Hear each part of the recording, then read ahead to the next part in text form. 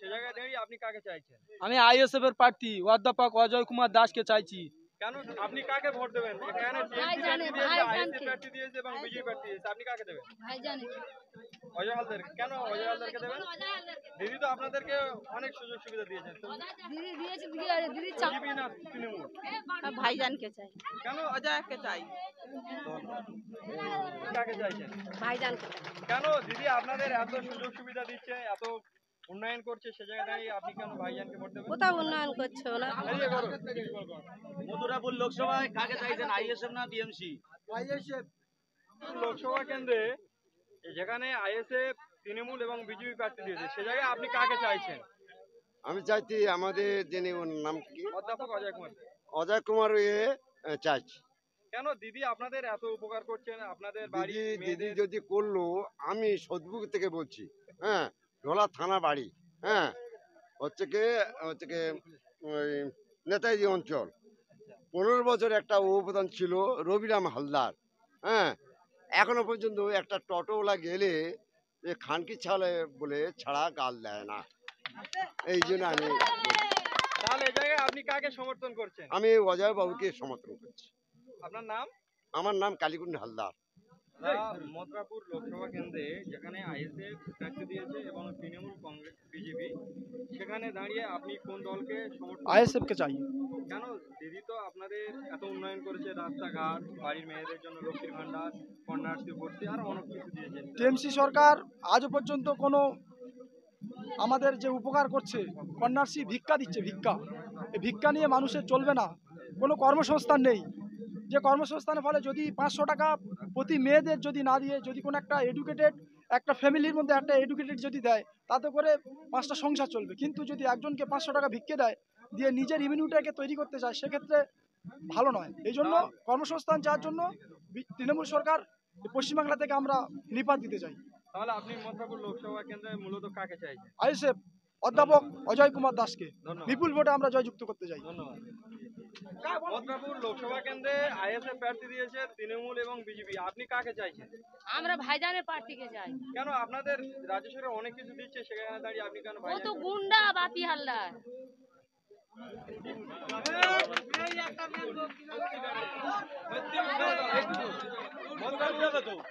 মথুরাপুর লোকসভা কেন্দ্রে আপনি কাকে ভোট দেবেন? এখানে টিএমসি প্রার্থী দিয়েছে এবং বিজেপি প্রার্থী দিয়েছে, আপনি কাকে দেবেন?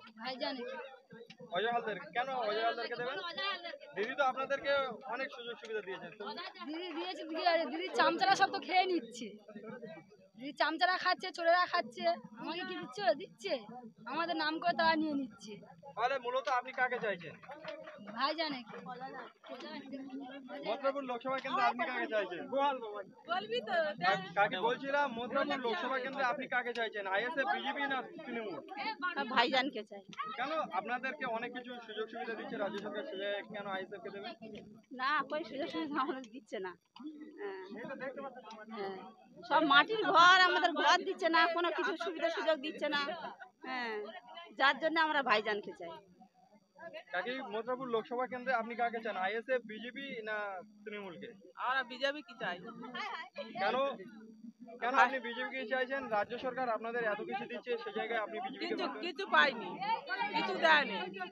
তাহলে মূলত আপনি তাহলে বিজেপি কে চাইছেন? আমরা অজয়কে চাই।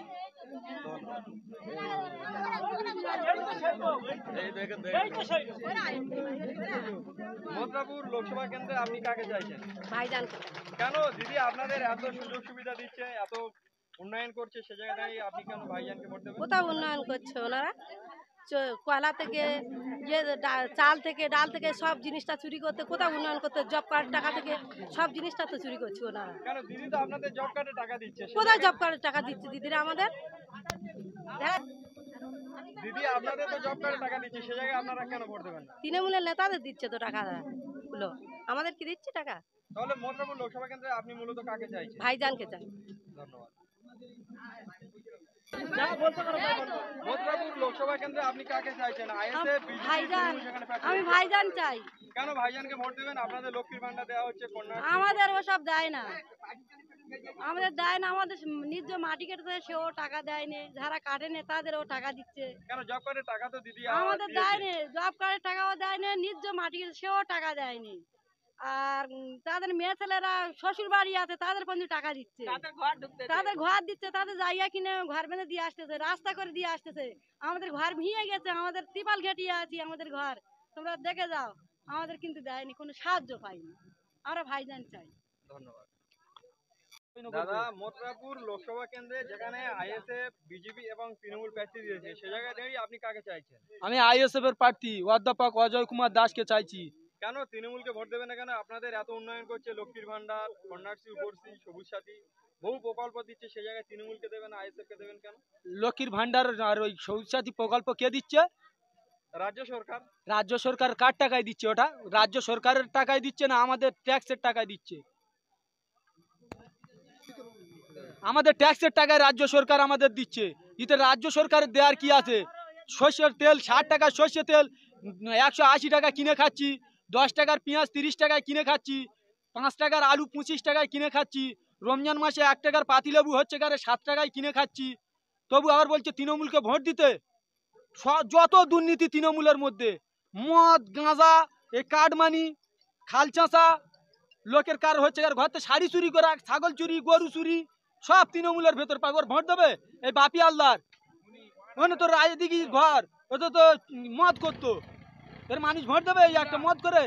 দাদা, মূলত মথুরাপুর লোকসভা কেন্দ্রে আপনি কাকে চাইছেন? আইএসএফ প্রার্থী অধ্যাপক অজয় কুমার দাসকে চাইছি। ধন্যবাদ। কাকু, মথুরাপুর দেখুন, সমর্থনের প্রশ্ন পরের কথা, এখনো ভোট বাকি আছে। আপনি প্রথমে সাংবাদিক, তো আপনি আমাকে এটাই বলুন, আমি একজন শিক্ষিত ছেলে, তো এখানে আপনার বর্তমান যে সরকার আছে, বিগত 10 বছর ছিলেন, আগামী আরও 3 বছর থাকবেন, 4 বছর থাকবেন। আপনি বলুন আমার জন্য স্টেট গভর্নমেন্ট কি তার আমার জন্য কি ব্যবস্থাটা করেছে? আমি একজন শিক্ষিত ছেলে, আমার জন্য কি ব্যবস্থাটা করেছে বলুন আপনি। তাহলে আপনি কি বলবেন আপনার চাকরিও চুরি হয়েছে? নিশ্চয়ই চুরি হয়েছে, শুধু চুরি হয়নি, নিজের জন্য চুরি হয়েছে, নিজের জন্য চুরি হয়েছে। আপনি কেবলমাত্র বলেন, আমাদের মাননীয় বলেন যে আমি খেলবো। আপনি কি খেলতে চান? আসুন আমাদের কাতারে আসুন। 14 তলায় থেকে খেলা হয় না, খেলতে গেলে আপনার মাঠে আসতে হবে।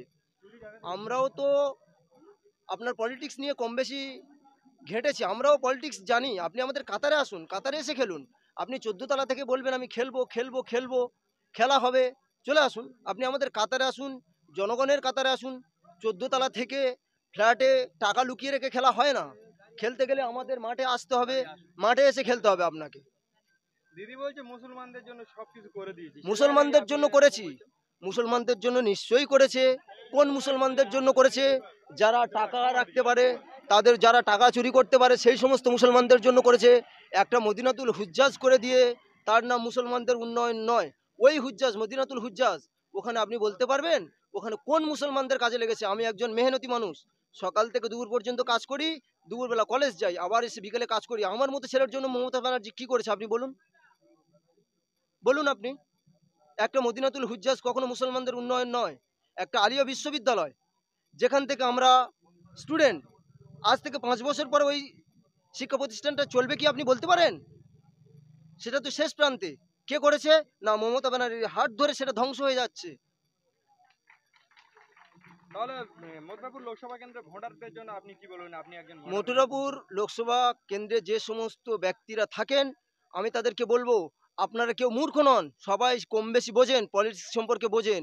আপনারা একবার নওশাদ সিদ্দিকীকে সাপোর্ট করুন। দেখুন, আপনারা তো আজ থেকে বিগত যত লোকসভা হয়েছে সমস্ত সময় তো আপনারা ভিন্ন ভিন্ন প্রার্থীকে আপনারা করেছেন। চৌধুরী মোহন জাতুয়া ব্যক্তিটি আমি নিজে কখনো দেখিনি, তবে তিনি আমার এমএলএ ছিলেন, এমপি, সরি আমি ভুল বললাম, এমপি ছিলেন।